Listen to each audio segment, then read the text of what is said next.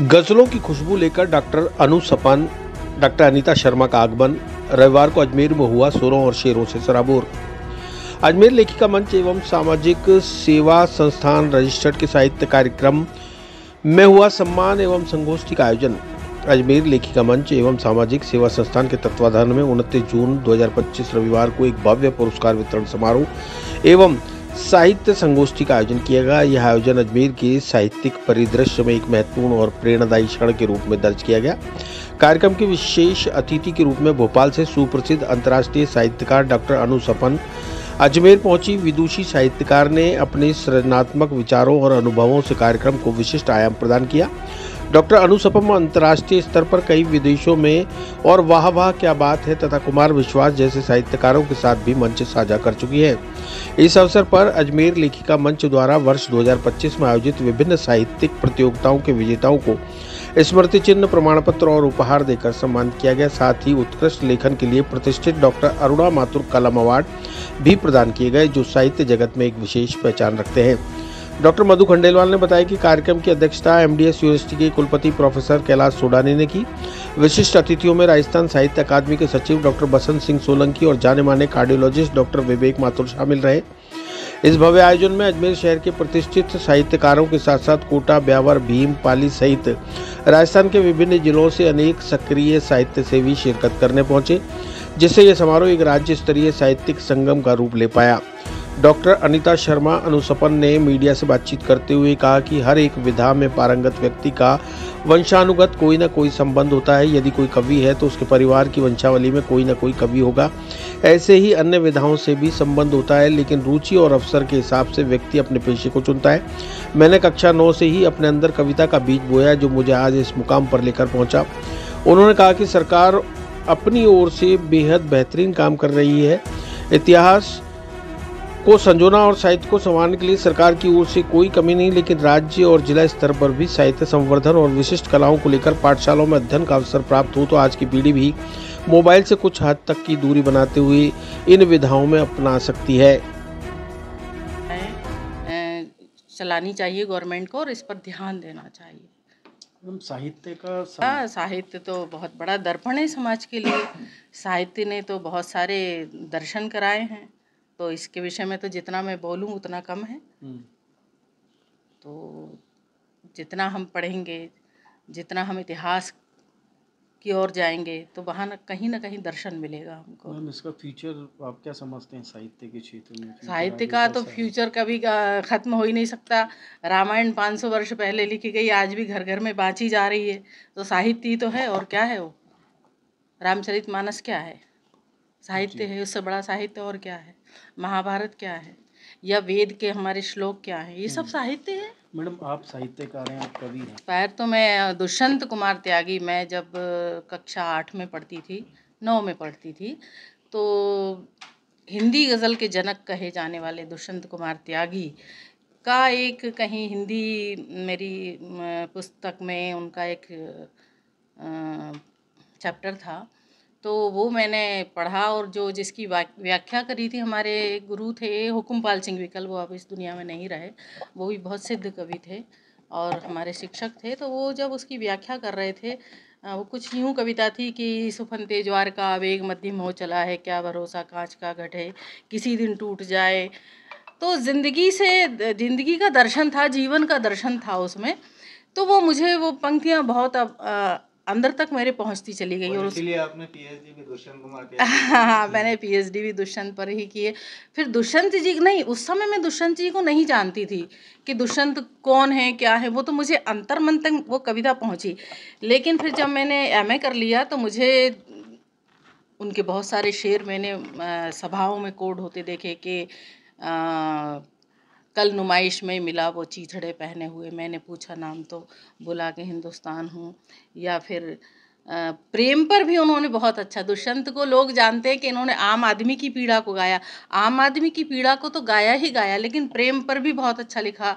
कहीं उनका एक शेर है कि वो किसी रेल सी गुजरती है, मैं किसी पुल सा थरथराता हूँ। वाह। तो दुष्यंत जी ने प्रेम पर भी बहुत अच्छा लिखा है, तो मैं उनसे बहुत ही ज़्यादा प्रभावित रही। और उनकी जो साए में धूप पहला जो गज़ल संग्रह था वो मैंने पढ़ा, और जब मैं पीएचडी के लिए अपने गाइड के पास पहुंची तो वो ये विषय देने के लिए तैयार ही नहीं थे। मैंने कहा मुझे तो इसी विषय को लेना है, तो आप कैसे भी करके कुछ भी करिए, और बस वो मेरे भाग्य में था, तो ये विषय मुझे मिल भविष्य गया। में अब क्या योजनाएं हैं आपकी कुछ? आएंगी किताबें, तो ऐसा है कि 100 वर्ष तक भी अगर जिंदा रहती हैं, लोगों के पास पहुंचती हैं, हमारे भाव पहुंच जाते हैं। क्योंकि ये मोबाइल तो एक ऐसी चीज़ है कि 1 सेकंड के अंदर ख़त्म भी हो जाएगा, लेकिन मैं समझती हूँ जैसे हमारी पुरानी पुरानी जाने कितने वर्षों पुरानी पांडुलिपियाँ आज भी मिल जाएंगी, कई संग्रहालयों में मिल जाती हैं। तो अगर मैं समझती हूँ कि मेरी किताब आज लोगों के मन तक पहुँचती है, लोगों के हाथों में पहुँचती है, और कोई बात मेरी प्रभावित करती है, तो मेरा जीवन शायद ये जन्म भी और अगले जन्म में जो भी रहूँ तो सार्थक होगा। Thank you. शुक्रिया। ये कुदरत ऊपर से लिख कर के भेजता है कि आपको किस दिशा में जाना है। कुछ हमारे पारिवारिक पैतृक गुण रहते हैं, जैसे मान लो किसी के घर में कोई बड़ा राइटर रहा, तो कहीं ना कहीं कोई अंश बच्चों में आता है। तो कुछ, मैं सारे नहीं कह रही हूँ, कुछ लोग राइटर भी बन जाते हैं, साहित्यकार बन जाते हैं, कवि बन जाते हैं, पत्रकार बन जाते हैं। तो ये आप इसको जेनेटिक मान रही हैं कि भाई ये ईश्वर प्रदत्त है। देखिए, राइटर का मैं जहाँ तक मानती हूँ, कोई भी कलाकार हुआ, कोई भी आर्टिस्ट हुआ, ये इसका कोई इंस्टीट्यूट तो है नहीं कि जहाँ पर ये सिखाया जाए। कविता पत्रकारिता तो ठीक है कि उसमें फिर भी सिखाया जा रहा है, लेकिन कवि के लिए तो नहीं है।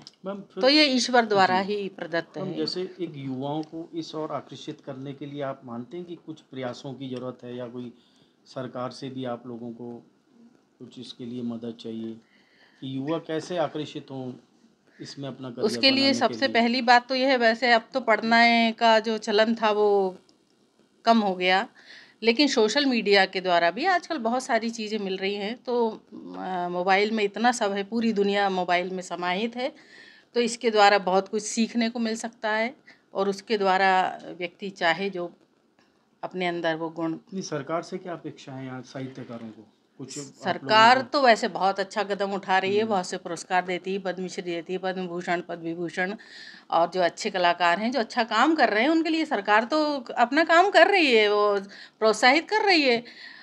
अब इसके लिए और हम क्या कहें, हाँ ये हो सकता है कि छोटी छोटी सी, जैसे हिंदी एकेडमी है, उर्दू एकेडमी है, जिसको उर्दू में रुझान है, हिंदी में रुझान है, या संस्कृत, तो इसकी पाठशालाएं, छोटी छोटी पाठशालाएं गवर्नमेंट एक बड़े लेवल पे, छोटे लेवल पे चल रही हैं, लेकिन बड़े लेवल पर चला सकती हैं। जैसे युवा एक तरह से आज अजमेर लेखिका मंच और सामाजिक सेवा संस्थान का डॉक्टर अरुणा माथुर कलम अवार्ड और पुरस्कार वितरण समारोह रहा।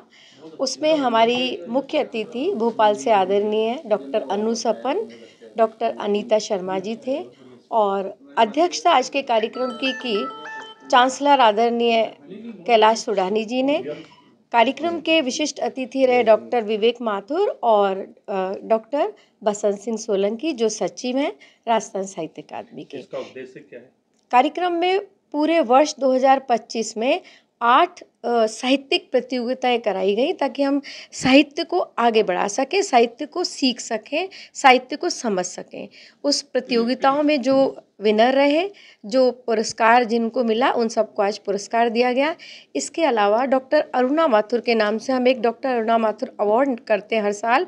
उसमें 89 प्रविष्टियाँ प्राप्त हुई थी, और गांव से, जैसे पटना से, कोटा से, ब्यावर से, सभी जो पुरस्कृत हुए और जो नहीं हुए वो भी साहित्यकार आए थे अपना पुरस्कार लेने और इस कार्यक्रम में हिस्सा बनने। इसके अलावा हम चूँकि सामाजिक सरोकारों से जुड़कर भी कार्यक्रम करते हैं, हमने दयानंद बाल आश्रम के 6 बच्चे जिन्होंने शैक्षणिक योग्यता में एक्सीलेंट नंबर प्राप्त किए थे, उन 6 बच्चों को भी आज पुरस्कृत किया।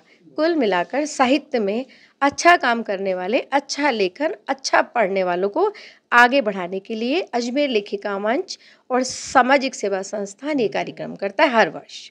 मैं डॉक्टर मधु खंडेलवाल, अजमेर लेखिका मंच से।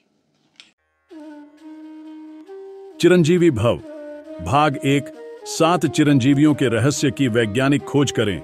नरेश राघानी मधुकर की चिरंजीवी भव विज्ञान कथा और पौराणिक कथाओं का एक असाधारण मिश्रण है जो आपको प्राचीन हिंदू पुराणों के माध्यम से एक रोमांचकारी यात्रा पर ले चलेगी। हिंदी और अंग्रेजी में उपलब्ध है। अपनी कॉपी आज ही बुक करें।